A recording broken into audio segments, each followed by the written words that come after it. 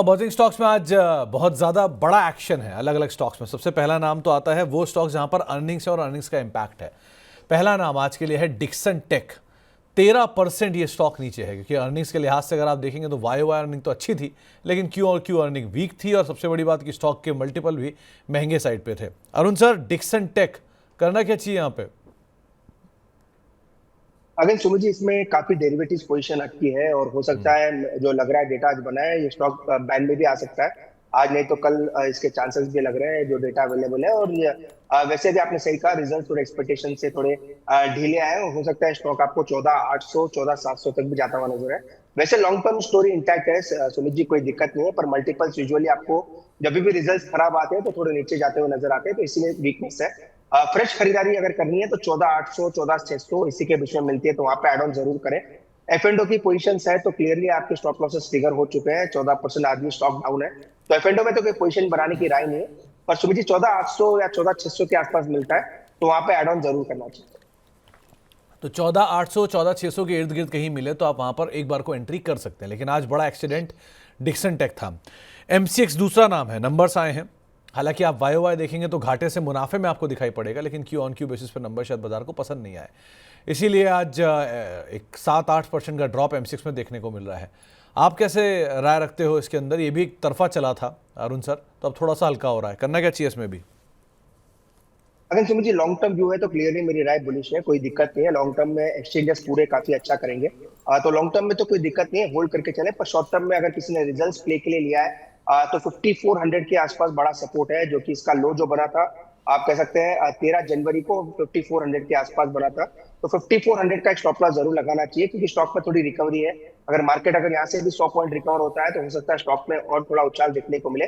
Short term में 5400 का stop loss है, लॉन्ग टर्म में अगर पोर्टफोलियो में है तो होल्ड करके चल।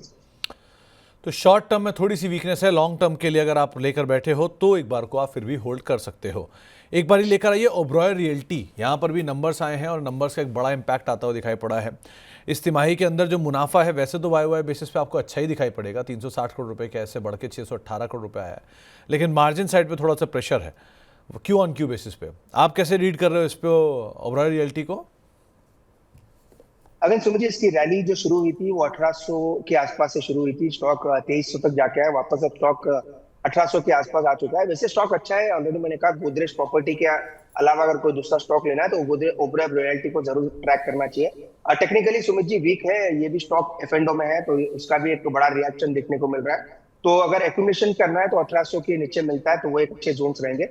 फिलहाल कोई बाइंग की सलाह नहीं है, क्योंकि स्टॉक का रिएक्शन आज बड़ा हुआ है, हो सकता है 1-2 दिन और थोड़ा नेगेटिव होता हुआ नजर आए। 1800 के नीचे मिलता है तो वो एक अच्छे ऐड करने के जोन रहेंगे।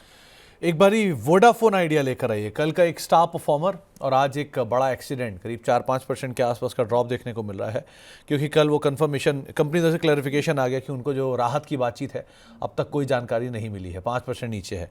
आमतौर पे अरुण सर ये स्टॉक ऐसे ही चलता है, इसमें कोई दिन खबर आती है तेज़ी पकड़ता है, उसके बाद फिर वापस नीचे आता है।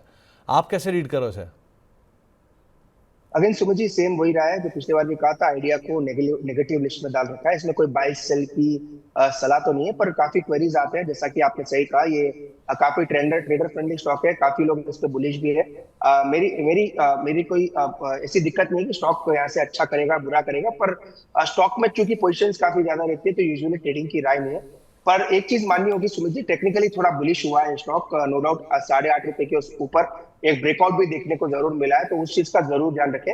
आज जरूर 5% डाउन है, क्योंकि कंपनी से क्लैरिफिकेशन आया कि ऐसी कोई बात नहीं है, कोई भी रिबेट या फिर कोई भी इंटरेस्ट माफी की, तो इसी वजह से स्टॉक थोड़ा जरूर गिरा है। पर एक चीज क्लियरली माननी पड़ेगी सुमित जी, टेक्निकली स्टॉक थोड़ा बेस फॉर्मेशन अच्छा हुआ है 8.5 रुपए के आसपास। तो जिन्होंने भी ले रखा है, जो पहले मैंने 7 रुपए का एक स्टॉप लॉस दिया था अगर आपको याद है, 7 रुपीज का एक स्टॉप लॉस जरूर लगाने के लिए कहा था, वहां से स्टॉक 10 रुपए तक गया। अब स्टॉप लॉस 8 रुपए पे जरूर रिवाइज करें, 8 रुपए के आसपास एक मजबूत सपोर्ट बन चुका है, तो जिन्होंने भी ले रखा है 8 रुपए का स्टॉप लॉस लगाए। बाकी टारगेट ओपन है, टारगेट कहाँ तक जाएगा कहना मुश्किल है, पर 8 रुपए के नीचे जब तक ये होल्ड, ऊपर जब तक ये होल्ड कर रहा है तो जब तक इसको होल्ड करके चल। एक नाम और है, वो है जोमैटो का। अभी थोड़ी पहले हम बात कर भी रहे थे, आज सभी ब्रोकरेज हाउस के नोट्स भी आए हैं कल और आज 2 दिनों के अंदर इसमें एक हैवी सेल ऑफ आता हुआ दिखाई पड़ा है। ज़्यादातर ब्रोकरेज हाउस के नोट्स में मिक्स बैग है, कुछ लोग 400 का टारगेट, 375 का टारगेट, 200 का टारगेट, कुछ का तो 150 का भी टारगेट आया। सो इस तरह के टारगेट्स हैं। अब आप क्या राय रखते हो जोमेटो में? तो मुझे अगेन सेम रिपीट करता हूँ, 200 के नीचे मुझे जाता हुआ नजर नहीं आता। अगेन एक चीज जरूर है, काफी पोर्टफोलियोज या आप कह सकते हैं म्यूचुअल फंड्स की होल्डिंग में स्टॉक है, तो उस चीज का भी जरूर ध्यान रखें। और यूजुअली काफी अच्छा पैसा भी स्टॉक ने कमा के दिया है, पर 200 208 ये मजबूत सपोर्ट है, तो उस चीज का जरूर ध्यान रखें। और उसके नीचे मुझे स्टॉक जाता हुआ भी नजर नहीं आ रहा है, तो वो एक थोड़ा पॉजिटिव है, क्योंकि अब नीचे के बैंक के आसपास आ चुका है। तो जिन्होंने भी ले रखा है, अगर किसी ने एफ में लिया है तो उसका स्टॉप लॉस 208 रखना चाहिए स्पॉट में। और अगर किसी ने पोजिशनल ट्रेड के लिए लिया है तो 200 का एक स्टॉप लॉस जरूर लगाना चाहिए। तो 200 का स्टॉप लॉस आप ज़रूर लगा के रखिए। ये आपको एक राय अरुण सर की तरफ से आ रही है। तो फिलहाल बजिंग स्टॉक्स में तो इतना ही। लौटते हैं सवाल जवाब के सिलसिले पर।